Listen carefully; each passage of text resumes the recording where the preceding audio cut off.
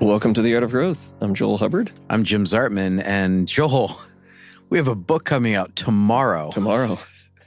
I kind of feel bad we haven't announced this on the podcast, right? Because we are like epically like not promotionally minded, but we got some good stuff. Oh, yeah. I mean, how long have we been thinking about instincts now? So it was the spring of 21 that we did the first instincts panel. So we'd been thinking about it for almost a year, and it took you about that long to talk me into doing 27 episodes on those panels because it was epic. But we had Sarah helping us at the time, which was hugely helpful. So yeah, we did that. And in some ways I think it put us on the map in that world specifically. Like we actually ended up having a pretty significant influence on that world. You know, we had over 70,000 downloads the very first month we launched it. Mm-hmm. It still is every single day people are listening to episodes from that series, you know, years later. Also, when we did, I was surprised we did the Cheap for a Week. Oh yeah. The typing thing. Typing interviews. Yeah. And so many people booked appointments with me just to talk instincts. Yeah, same. So this instinctual thing is a huge part, but give us a little background as far as like, what is it? For people who are just jumping in and being like, what are they talking about? Mm-hmm.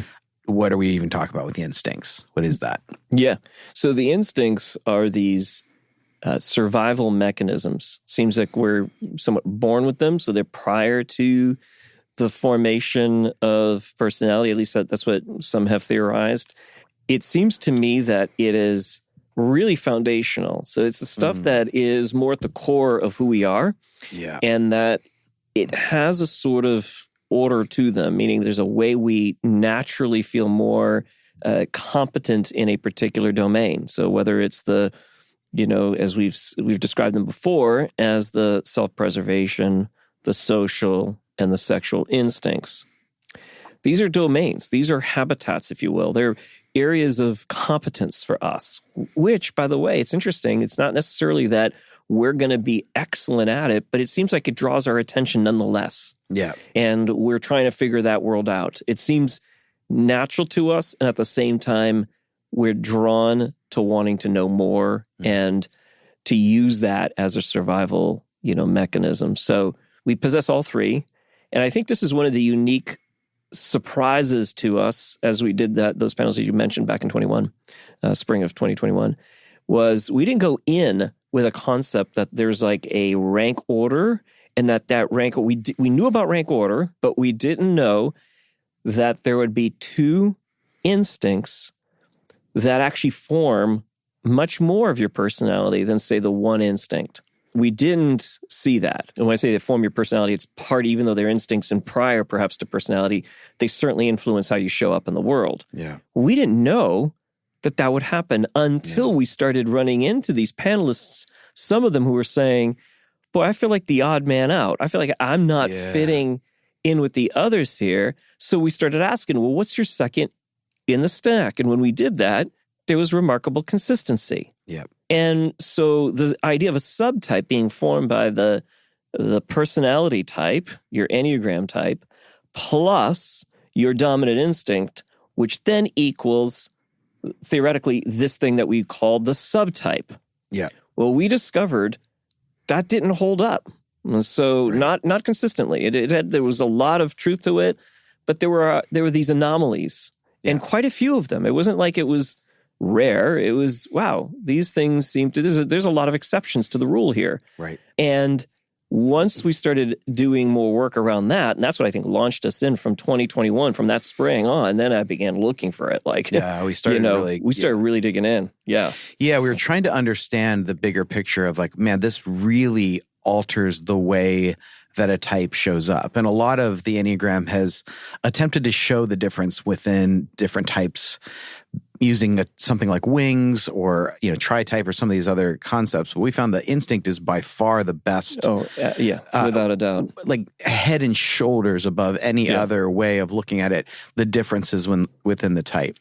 So when we first were introducing the instincts, we were talking about like these are evolutionary systems that are part of how all species like survive and move forward over time. So that self-preservation instinct, we described it as this is the natural instinct within humans and the animal kingdom to find shelter, to find resources, to have what they need, whether they find it in the moment or they graze or they hunt or they store nuts for winter.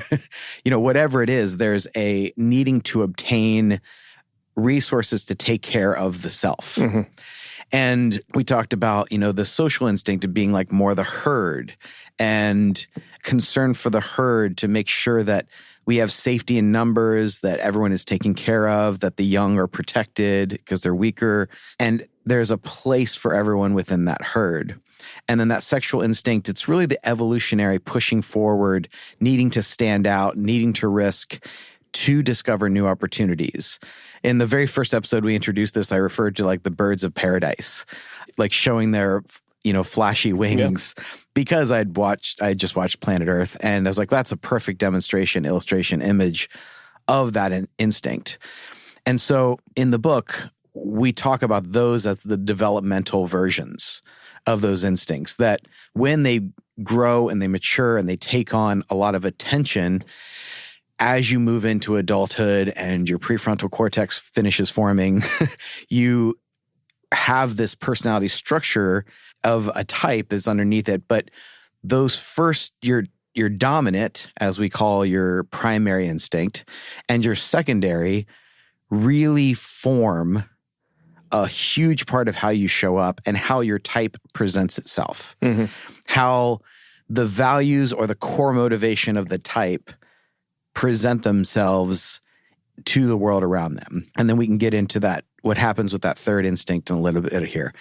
But when you're talking about how those first two really impact the personality, like that's what we mean. And just to be overly clear, because I know that that's not one of my strengths, but to be overly clear, yeah. So there's three instincts, and this can be confusing. Well, if you're saying that there's two that are dominant, why are you not including the third, right? As you mentioned, the third we'll deal with. But that's the thing that we discovered was the third is a non-factor, except that that's the factor it presents, is that it's a non-factor. Yeah. So it's a problem by its absence. Yeah, you have that line in the book, which I thought was a really, like a perfect way to state it, that it has an impact more by its absence than its presence. Right.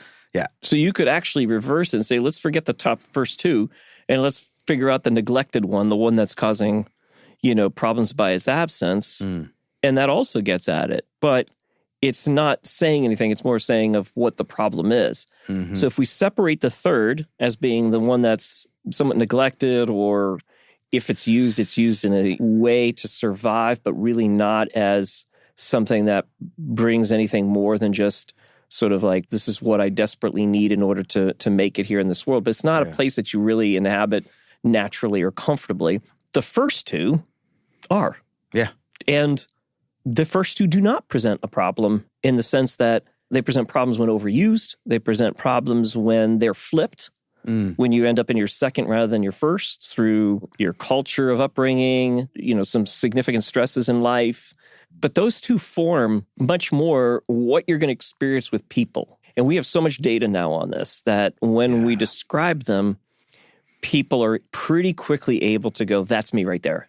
Yep. That nails it. And then when we put those people together in the same room, they go, yeah. And there's always going to be nuances. There's always going to be, talents, for example, are not explainable by instincts. Yeah. I've said this before, and, I've known people that their dominant instincts did not match up with their talent, meaning like their talent was, say, in the self-preservation domain, but yet they're classically in that field, and yet their two dominant instincts were, say, social and sexual or something like that. Yeah. And then you're like, well, why are they in that world? Well, because it's a talent. Mm. And then when I would meet them and ask them about, but what gives you life? They would say, oh, it's everything that has to do with people. Yeah. This is a means to an end. I love it. It's fun. It's easy. It comes natural to me. But it's not about that. It's about the fact that I get to. Mm. So I think I may have mentioned we had to have some architectural drawings done back in the day when I owned a building. And we wanted to develop this building. So I meet with this guy, and I noticed that he's wanting to know, like he's just wanting to talk. And I'm thinking, wow, he's wasting a lot of time. Like, that's his money. That's his cost, because I'm not being billed for this. And it ended up being 2 hours. And I saw that with his other team members, he was doing the same thing, like sort of chit-chat. It was a very familial kind of environment. He was a pretty well-known architect with a very successful business. Yeah. So I asked him, I was kind of fairly new to the Enneagram. So I said, hey, let me ask you a question. What brings you life?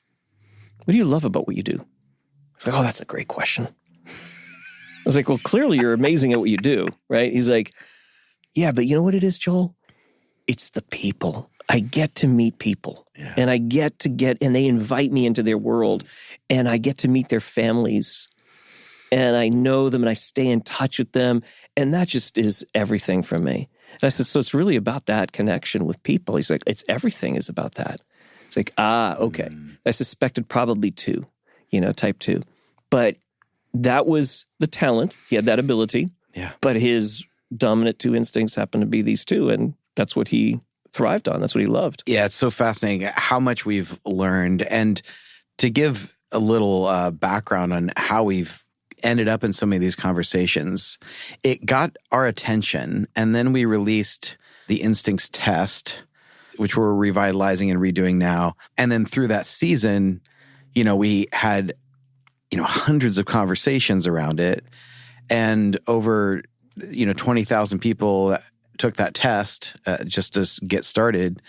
And that has led to so many other conversations and us doing trainings with organizations on it. So we're really seeing the impact of this. And I think it's for organizations especially, it's a great way to just open the door. Because, we're just talking about 3 different instincts. So I think it's easier to understand and more helpful than the most basic systems. But even for consumers, we're finding oh yeah, for sure. Because the thing is, if you think about it, is you are on a team. It doesn't matter whether you work even for in one, your family, your friends. Yeah. Well, the first person read it was my wife. She had really struggled to know her instincts, actually, even through listening to the panels and everything. She could see herself in different things. She's a 9. She read this and she goes, this is the most clear I've ever understood the instincts. Yeah. Well, thanks to the 20,000 people that took the test and the hundreds and hundreds and hundreds of conversations we've had, since 21 and have helped with the clarity of this. Yeah, so can we jump into why did we write a book? Yeah, Jim, why did we write a book? Is it my fault? Is it your fault? There's mutual manipulation, I think, that happens. Benevolent manipulation. Yeah. That's how I see it. I see it as such a simple concept. I work with a client and I explain it to him in 3 minutes, 5 minutes. Yeah. And he goes, oh, these are all the people on my team. I just realized as you're saying this, I lost months because I handed this project to this type and I should have handed it to this type. It's so accessible. They get it right away. Get it right away. Yeah. So, I mean, we've been wanting to write a book, but we've gone back and forth on the Enneagram book thing because there's so many out there. Yeah. And there's some that we really like, but there's nothing. I feel like that we really go, yeah, if you want to understand this, at least I could think of. Yeah, I mean, so there are a few very good works on the instincts, and we've referenced them before. As I've said before, we build on the shoulders of greats. So these are people that when I read their works on the instincts, that's how I learned about it's helpful to us, yeah. It's remarkably helpful. Yeah. All we're doing is saying we have learned through thousands of conversations. Yeah. Literally. That's not an exaggeration. We've literally had thousands of conversations. I went back and did the math and I was like, have I really done this? And then I went through it and I'm like, oh my gosh, yes. Yep. It has been over and over again. So we've done a ton of this conversation, dialogue, testing our theories. When they're incorrect, we change them. We're continuing to learn to get it to where it's more and more accurate. So all we've done is just simply contributing what we were learning to the world of the Enneagram with humility. This is what we've come up with. Yeah. So when we put it out there, and this is the reason why we keep testing it and why we don't write books quickly, is because it's sure, we could have written a book right away in 21. We could have said, you know what, we learned so much. Here's a book and put one out there, right? But I would not be happy with it today. No. We wanted to see, is this really true? Does it actually work? Yeah. So you test it. And that's why we thought at this point, because it's so many people are saying to us, oh, this is remarkable. We had that company that we both, I don't know if you were on the call with me, but where it's a husband and wife team of a company, I think 30 or 40 employees. And we'd already done a bunch of sessions for them, 4 or 5 of our trainings. And then we introduced the hunter farmer teamer. You just said it for the first time. Yeah, there it is. Oops. It's out of the... Keep going. And she's like, oh my gosh, why didn't you guys lead with this? She was like, this is remarkably helpful. I'm telling you, like in that hour conversation, I just simply described these three, right? The self-preservation, social, sexual, and they were, using the hunter-farmer-teamer language. And she was like, this makes complete sense. I was like, well, can you see these kinds of people around you? She's like, 100%. And then the other team members started naming them. They're like, oh yeah. And they were starting even with the stack. They were starting to play around with it. Like, oh, I think it's this first and perhaps that second, but definitely this first. And they started instantly doing that. And it made so much sense for them that we thought, well, then maybe what we should be thinking about is putting this in some form that's accessible for teams of all kinds, families, friends. I mean, once you understand this, you understand that's what's going on between us. Yeah. It's the same at this level. What we've discovered is the instincts and knowing and understanding instincts is as important as understanding type. For sure. It is the amount that we've learned maybe even more that. so at first. Well, it is certainly easier at first to understand those three. Yeah. And you make a really good point because so much of what I feel like we've been doing the last 6 years with this podcast has been research, trying to understand, like, yes, listening to the greats that came before us, but then also having all these conversations to say, what does this actually look like? Because people ask us all the time, well, man, where did you get this? Where did you read this? Like, where did you learn this? Yeah. What book? And I was like, these aren't coming from books. No, like, we did, when we were starting out, read a lot of those books and they were really helpful to us, but we needed to go out and test it with as many people in as many contexts. And now, in many countries, I don't even know how many countries we've worked in, but seeing it has that consistency across the board. And so where we are as the Art of Growth right now is we're trying to take some of the things we've learned over the last 6 years and put it into a form that is concrete, because we've said this so many times, like, oh, we have these sometimes insights that come through in sessions with people or on podcasts or what we learn from people on podcasts. And then if you don't listen to podcasts or if you didn't listen to that one episode, you miss that insight. And so wanting to put some things in more concrete form, I think that was a huge part of wanting to start writing books, this being the first one. And you mentioned it briefly, but yes, the title of it is Hunters, Farmers, and Teamers. And there is a link in the show notes, so you can go right to buying the book on Amazon in, I think, almost any country is the way we have it set up. But it's called Hunters, Farmers, and Teamers. So these are the terms we are using for the instincts. And why did we shift these terms? Like, why are we using these terms? Yeah. Well, there wasn't really anything out there either. Like, what was interesting is how it came. It was, I don't even remember what caused me to begin using that, but I think I might have been with a client or something, and I kept saying, well, that's the hunter part. We have hunters, and I was thinking of hunters and gatherers at the time. Yeah. And then I was thinking of, the shift from hunter-gatherers to farmers. And when I thought of that, it clicked. It was like, wait. So all of this stuff started coalescing, and then I tried it on with a few clients, and it started making sense. So the hunter sounds a lot like what? The sexual instinct. Yeah. Right? It's like the need for change. So I'm reading this book, and I'm listening to the description of, hunters, the need to keep moving, the need to keep hunting, the need to keep. This was I think David Graeber, I think is the name of the author. But the idea of the movement, how it had been tried, how hunters had tried, some of them had tried farming and didn't like it and went back. So his argument in essence is there's not this sort of linear stage of going from, okay, we're all hunters and now all of a sudden we're all farmers, but rather that there was a testing of all of this, and over the period of time, and some remained hunters and some just went over completely to farming. And why that might have been, if we just look at it through the lens of, well, one was better than the other, that's a hard argument to make, as this author states. It's like, not really, because hunter-gatherers did not have the struggle of having to always be doing the work of being on a farm, they would have periods of just rest and restoration and then going back out and hunting. And there was very little maintenance. So in some sense, their lives were easier. And I thought, well, that's fascinating because many hunters I know are the type that will go all out, chase the prey. Yeah. And then after that, they're just like, whew, I need a break. Right. And the way he's describing it seemed to be more of a matter of preference, like not as a matter of necessity. Certainly farming was so brilliant because it allowed society to develop, right? You can't really do big society, big cities and so forth without farming, clearly. Yeah. That was what won out. But then the question is, then what happened with those people, right? And there was this other podcast that you had shared with me talking about that instinct and maybe some genetic correlation to the hunter. Well, what they had traced was that there was a percentage that never really trusted the system because they thought, some people and most people settled down and started farming, and then you'd have people in the community that would still hunt, going out from the farms to hunt in the surrounding areas.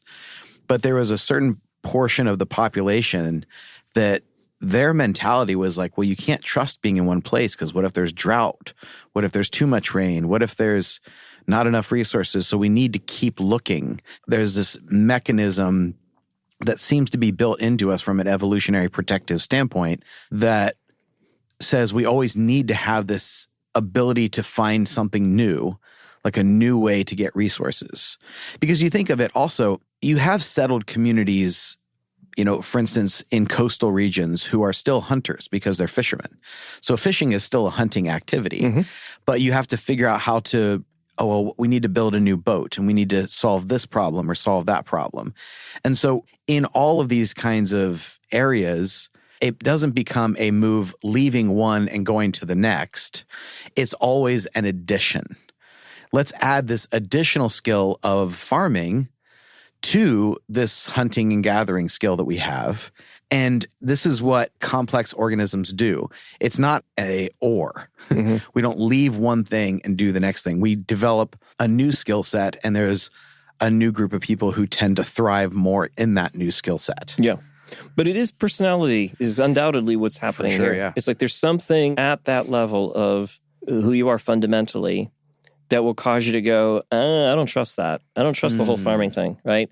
And then you have others who are like, boy, this feels a whole lot safer to me to have a farm and to have some consistency and some predictability and so on. So you're going to have that. And that's the tension that often exists between hunters and farmers. But that's the reason why we began using those terms is they were very accessible and they made a lot of sense. And because we didn't say it yet, the farming, that ties more to that self-preservation instinct. That's right. So we didn't say that yet. So the hunter really ties to that sexual instinct.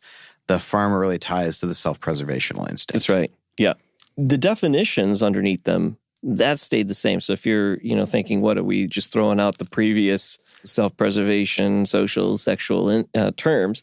No, we're not getting rid of them. Right. But what we're doing is we're saying a lot of that, it just has a bit more of that accessibility to it. That when we say hunter, it's like, oh, you're naming something about that sexual instinct that captures a lot of what that's about. There are no perfect terms. These are just the ones we've come up with that seem to do a pretty good job of getting at these instincts. Well, and there's the real thing that a lot of the terminology, when we started going into the corporate world, because we work equally in both, it's really hard to talk about sexual instinct in certain environments. But even self-preservation isn't appealing to certain organizations that thrive on this whole like change and movement and Yeah, and in even terms social, it's like, well, we're all social creatures. So some of the terminology, although we like it and we think it serves a purpose and it's really been helpful for us to gain an understanding of it, it wasn't flexible enough to show once you move beyond the developmental version, once you see what like the grown-up version of this that shows up in the workplace, in daily life, like what would work better for that. And we mentioned that this year we're leaning into this idea of meaningful work. Like this is a big part of what we want to talk about this year. And it has that pairing that it needs to be meaningful. So what you find meaningful is not what someone else finds meaningful. I remember sharing with a mentor of mine one time, like, I really want to do this and I'm really interested in this, but I just don't know if it's the right thing for me, if I should be doing that. And he just looked at me and he goes, well, I don't want to do that. And I paused and I looked up at him and I was like, he goes, well, if you want to do that, why wouldn't you assume that that's exactly what you should do? Because not everyone wants to do that. Like, pay attention to that. Yeah. So there's this area that you're drawn to. And that's what makes something meaningful work. Yes. That it has both, yes, I'm going to apply my energy somewhere. That means that's what work is. I'm applying my energy to something. Yeah. I'm giving my energy to something. But to be meaningful, it means to come from a natural, innate place within you. And something we repeat throughout the book is this idea that who you naturally are is what the world most needs from you. And so we want you to lean into your gifts. And as we talk about these terms, we are trying to talk about them in a way that makes sense, that's very flexible, that is very elemental. And like you said, people immediately understood what you meant when you started saying hunters and farmers. And then we struggled because the third word that was really hard to kind of come up with a third word, because there isn't the same level of an elemental thing where you can point out at nature and be like, well, this came That's on. a teamer. Yeah. That's a teamer. Yeah. And I heard, when I first said it to someone, they said teamster. And I was like, no, that's not it. That's something totally different. But a teamer, which is a word that we essentially made up because it goes along with this. But throughout this whole process of humans moving forward, solving new problems, there came a point where you needed another skill set, another instinct to navigate what was going on here. Well, they were always around. So we're not naming something that wasn't in existence that came online later on. It was, no, these were the tribal leaders. I'm not saying that all of them had the teamer instinct. Yeah. But likely many of them did. There was this sort of like, well, that's the person who should lead us, right? If there was any democratic process to it at all, the teamer instinct person is generally the one that gets selected. It's a strange observation that I've had when I've been part of organizations where I was the one in charge, but I would notice how much attention would go to people with a dominant instinct. I can now reflect and we'll go back and go, oh, right, this person had a strong teamer instinct. And people felt safe. Groups felt safe under their guidance. And that is something where I think that because it's always existed, we needed to name it. What is it that person did naturally to bring people together? And then as tribes formed into cities, and cities needed to have that instinct really to negotiate, keep people working together. Trade with other cities. Compromise and trust. Yeah. Right? You had to have at least those two functioning. Compromise is a great gift that the teamer instinct possesses, right? Social instinct types, they and to be like, it's not about me, it's not about you, it's about us. So how do we work together, right? So that message was powerful. I mean, so you think Greco-Roman times, or when Greece was the dominant power of its day, there's a whole lot that you learn from the philosophers and particularly the Stoic philosophers around the concept of the one and the many. And they're trying to work that out, that there's a work towards the many, that we're trying to, we want to, in some sense, control our immediate urges and appetites for the sake of the city, the polis, right? So they've been working out this thing for so long around this thing that we're calling, that's the teamer instinct, the capacity to see that. Yeah. Right? Everybody else can go, I acknowledge that that's important. But to see it and to intuit it and to know what to do with it, that came from that individual. So we did struggle with what would be an appropriate name for that. Yeah, we went through several different options, but I like the word teamer because it's trying to have that us first mentality. It's trying to go like, who fits best where? They're really asking that question about who can thrive best in what kind of a place. And another thing we really noticed through this process and learning is that teamers probably were there all along. The social instinct was probably there all along with these other areas, but it's an instinct that really can adapt to different environments as needed. Because it's more the generalist, where the other two are more the specialist. And it needs to be that way so that it can have that wider perspective of where different people are coming from. Well, it's kind of like a harmonizing instinct if you think about you have your active, passive, sometimes you have your neutralizing, right, in physics. And, well, in here you have the sort of, like you're describing the specialists, right, in different areas.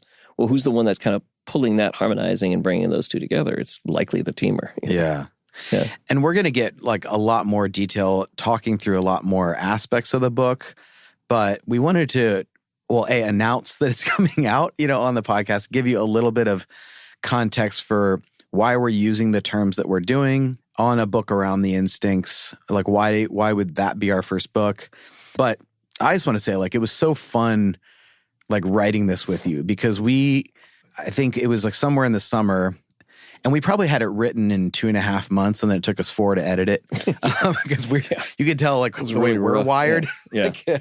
But it was so fun. There's a few things that I really liked about like that process. Like, we were going in and then adding stuff to what the other person wrote, and then adding new sections, and then reorganizing it. But this was my favorite part, and I think that a lot of people can learn from this one aspect, is that sometimes one of us will have written a whole section, like 1,000 words, 2,000 words, and the other person is like, well, I don't really think that this fits anymore or it works anymore. And every single time the other person's like, oh, okay, good. It's gone. Yeah.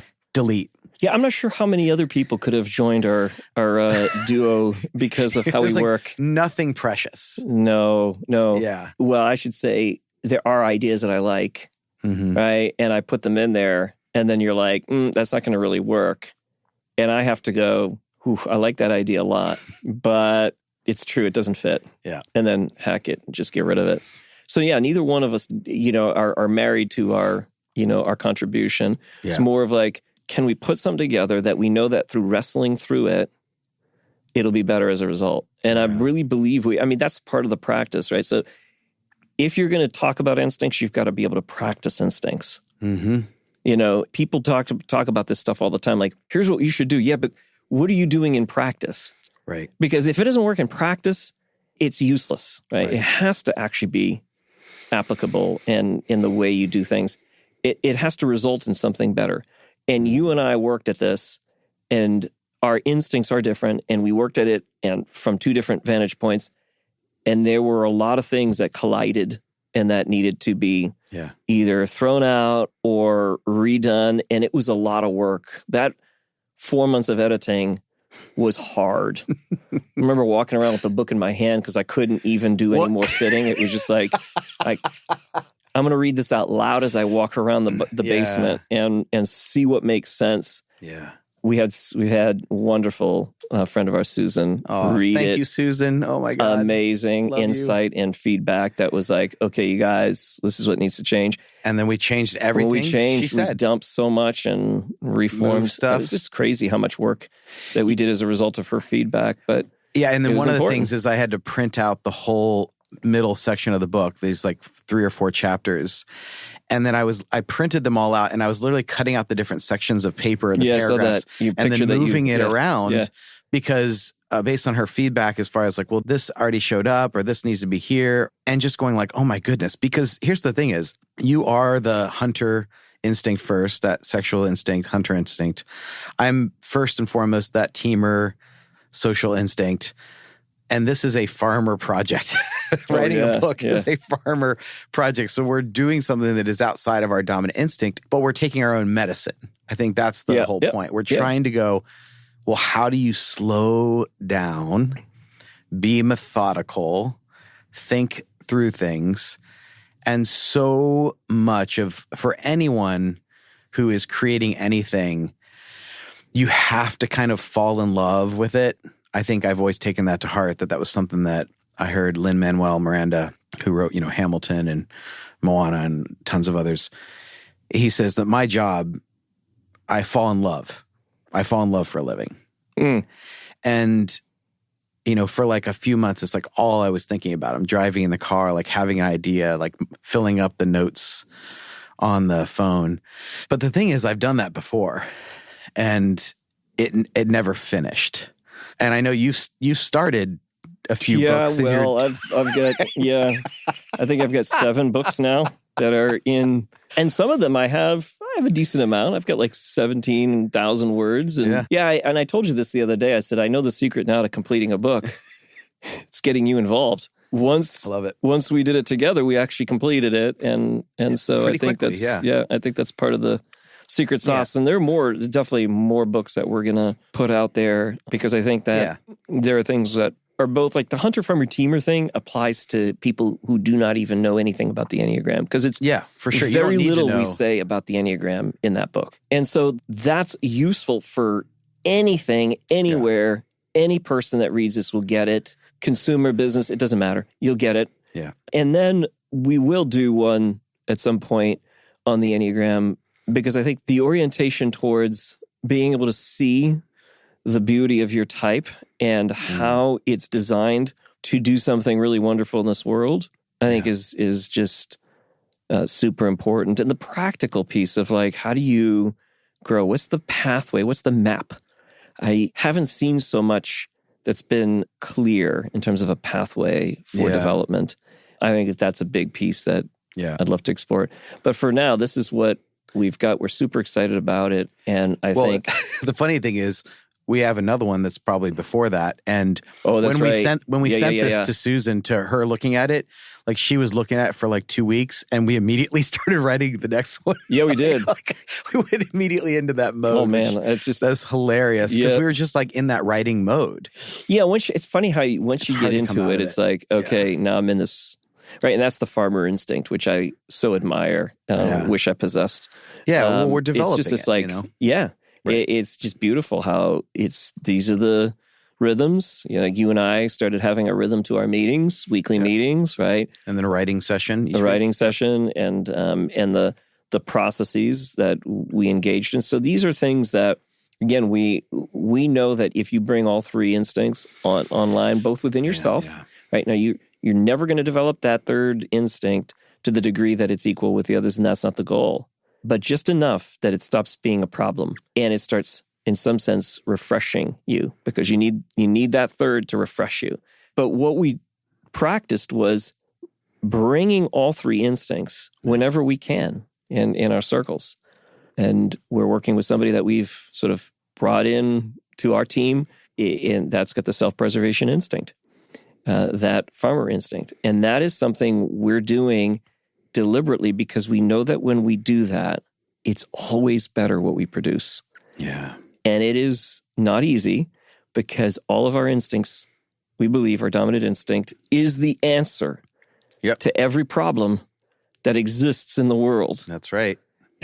And so we're going to over leverage that instinct, and we're not going to see. It's called a blind spot when you can't see the other instinct. And that has been a chronic problem for every leader, every family system. This is why we're writing this, is because once you see it, you recognize, I don't need to be dominant in that, but I do need to have enough that I can actually start to speak the language. It's like learning a second language. Yeah. It may not be your dominant language, but enough that you can communicate, right? And then you welcome that instinct into your circle, into your life, into your work, into your problem solving. You have a more broader cultural sense of the other instincts. Yeah. And as far as, you mentioned it doesn't need to be paired necessarily with the Enneagram. We don't really talk about the Enneagram in this book because it works as a standalone. And I think for a lot of people who want to get into either the instincts or the Enneagram, this is a great place to start. And there are a lot of companies that are using a system like Insights, DISC, Predictive Index, a lot of those systems that are very basic. They have like a 4-part system. Well, this is 3. It's very simple, but then you have the pairings, which make a huge difference. And understanding this system, I think, is as simple as understanding any system. And a lot of systems are very, one of the things that people like as far as when they want to bring it in, something in to work with their team, with their organization that's going to have the best bang for the buck, the biggest impact, the quickest. I think this could be the game changer in that space. Yeah. Because it's even easier to understand than some of these very simple 4 model things. It is literally the built-in system of humans and animals that has made us create everything on the planet. Everything that exists comes from this.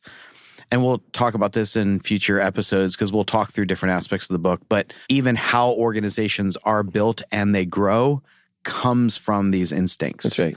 Yeah. And there's a whole chapter on that. So we're going to get more into it. Super excited about that. But we wanted to announce this today and give you a little context, give you a little background. And even if you're new, you probably already now, having heard just this episode, have a decent framework for how this works. Yeah. So you will be able to order the Hunters, Farmers, and Teamers book starting Tuesday, January 7th. And if you're listening to this podcast on its release date, that's tomorrow. And it will be available in both hardback and paperback. And in another week or so, we'll have the audiobook available and the ebook shortly after. So it's available in all the forms. As soon as I have links for these, I will put those in the show notes of this podcast.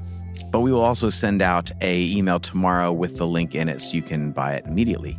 We're so thankful for all of you who have participated in us learning more about this over the last few years and contributing to this conversation that has become this book. And it would be a huge honor if you continue to help us reach more people by sharing this episode, by sharing the book, by ordering it for your entire work team so we can continue to support all of you. And if you're new to us, you can go to theartofgrowth.org to take a free Enneagram test or instincts test. And we will also have a brand new Hunters, Farmers, Teamers test available on the website this week as well. So keep an eye out for all of that. We'll also be sharing more about this on our Instagram, which is just Art of Growth, throughout this week. And as you can tell, we are so excited about this after years of working on this material and then the last several months of writing the book. To have this out and be able to get it in your hands, we are just absolutely thrilled.